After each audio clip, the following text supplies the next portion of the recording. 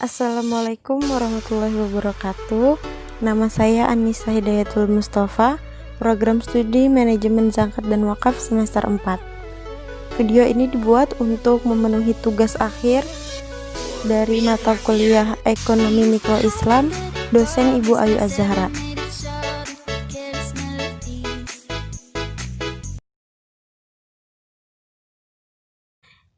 Di sini saya akan membahas mengenai pasar persaingan tidak sempurna. Tapi sebelum kita membahas mengenai pasar persaingan tidak sempurna, kita harus mengetahui terlebih dahulu apa itu pengertian pasar. Di sini saya akan menjelaskan pengertian pasar. Dalam buku Pengantar Bisnis karya Muhammad Fuad, pasar adalah satu dari berbagai sistem, institusi, prosedur, hubungan sosial, dan infrastruktur di mana usaha menjual barang, jasa, dan tenaga kerja untuk orang-orang dengan imbalan uang. Barang dan jasa yang dijual menggunakan pembayaran yang sah, yaitu uang. Selanjutnya, fungsi pasar. Pasar tidak hanya sebagai tempat untuk pelayanan jual beli saja, melainkan ada beberapa fungsi lainnya, yaitu sebagai segi ekonomi, segi sosial budaya, segi arsitektur, dan sebagainya. Berikutnya ada ciri-ciri dari pasar. Berdasarkan dari pengertiannya, pasar memiliki ciri-ciri sebagai berikut. Yang pertama, terdapat calon pembeli dan penjual. Yang kedua, terdapat jasa ataupun barang yang akan diperjualbelikan. Yang ketiga, terdapat proses permintaan serta penawaran oleh kedua pihak. Dan yang terakhir, terdapat interaksi di antara pembeli dan penjual, baik itu secara langsung ataupun tidak langsung. Dari yang saya jelaskan mengenai pengertian pasar, di sini kita sudah mengetahui bahwa pasar merupakan salah satu tempat atau wadah yang penting dalam dunia perekonomian, karena disinilah terjadinya transaksi jual beli antara pembeli dan penjual. Pasar memiliki dua bentuk, yakni pasar persaingan sempurna dan pasar persaingan tidak sempurna. Mengapa dua nama ini yang dipakai? Karena di dalam pasar pasti akan terjadi sebuah persaingan antara satu penjual atau produsen dengan satu yang lainnya. Seperti yang kita ketahui, ada persaingan secara sehat dan curang. Untuk itulah nama pasar persaingan sempurna dan pasar persaingan tidak sempurna dipakai. Di sini saya hanya akan menjelaskan mengenai pasar persaingan tidak sempurna.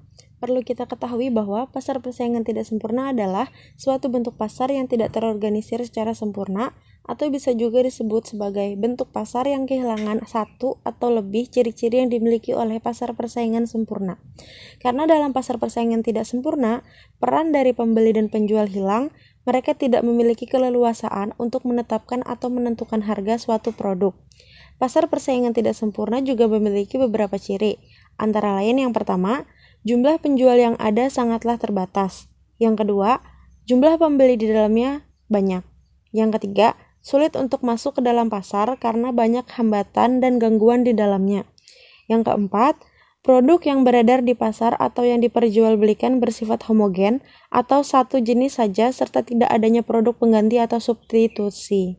Yang terakhir, pihak yang berkuasa bebas dan leluasa memainkan harga, dan pihak lain hanya bisa menuruti dan mengikuti ketetapan yang ada. Dalam pasar persaingan tidak sempurna, terdapat 5 bentuk pasar, yaitu yang pertama, monopoli, yang kedua, monopolistik, yang ketiga, oligopoli, yang keempat, monopsoni, dan yang kelima, oligopsoni. Di sini saya hanya akan membahas salah satu dari kelima bentuk pasar tersebut, yaitu pasar monopoli. Arti kata monopoli berasal dari bahasa Yunani, yakni manos dan polis. Monos artinya satu dan polis artinya penjual. Jadi, monopoli adalah satu penjual. Pada dasarnya, pasar monopoli merupakan sebuah keadaan atau kondisi pasar di mana hanya terdapat satu kekuatan atau satu penjual yang berkuasa dan mampu menjadi penentu harga, dan lainnya bisa dibilang sebagai penguasa penawaran tanpa adanya satu pihak pun yang mampu menyainginya. Dan penguasa pasar ini sengaja hanya menghasilkan dan menjual produk yang tidak memiliki pengganti atau substitusi yang dekat. Pasar monopoli dibedakan menjadi dua, yaitu monopoli by law dan monopoli by nature. Monopoli by law diartikan sebagai pasar monopoli yang dikuasai oleh negara, berupa cabang-cabang produk yang menguasai hajat hidup orang banyak. Sedangkan monopoli by nature diartikan sebagai pasar monopoli yang timbul secara alami dengan dukungan dari kondisi geografisnya. Contoh dari pasar monopoli misalkan perusahaan listrik negara, PLN, PDAM, PT KAI, dan lain sebagainya. Pasar monopoli juga memiliki beberapa ciri, antara lain hanya ada satu pihak dalam industri. Maksudnya adalah, dalam pasar monopoli hanya ada satu perusahaan yang berkuasa. Dalam satu industri hanya ada satu badan yang berkuasa dan bekerja. Dengan demikian, suatu produk baik barang dan jasa hanya dihasilkan oleh perusahaan ini, bukan dari pihak luar atau pihak lainnya.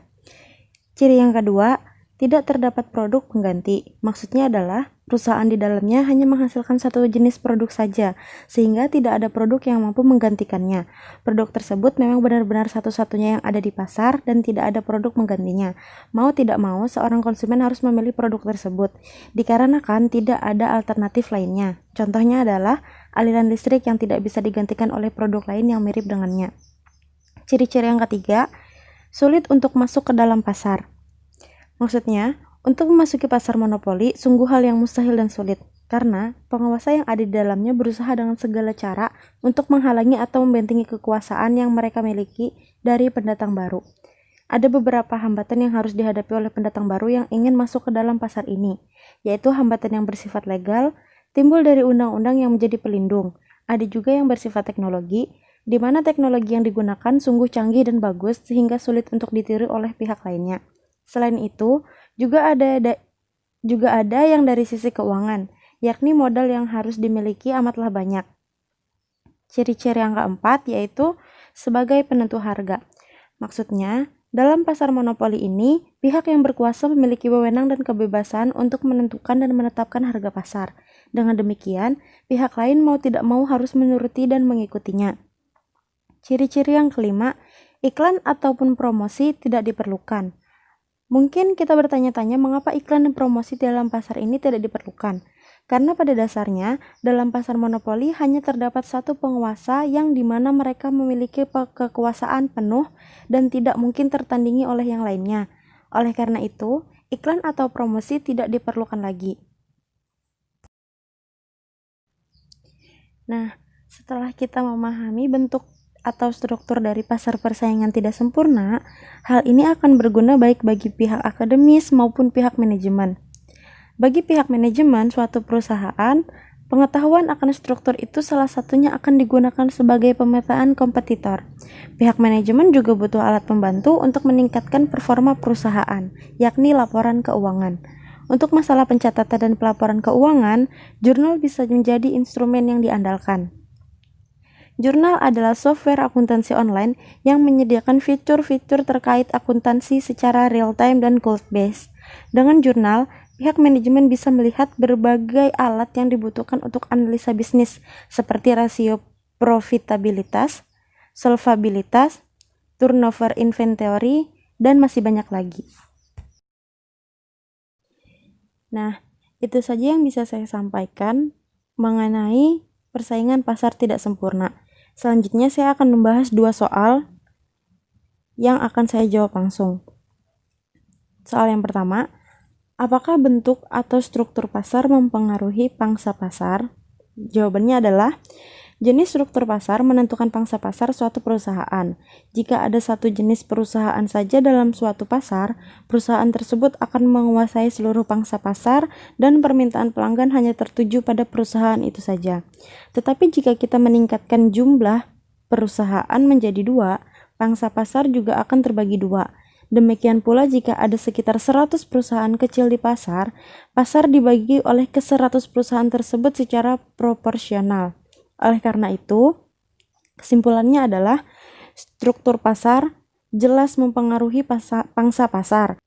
Soal yang kedua, mengapa di dalam pasar monopoli konsumen tidak punya pilihan lain dalam membeli barang?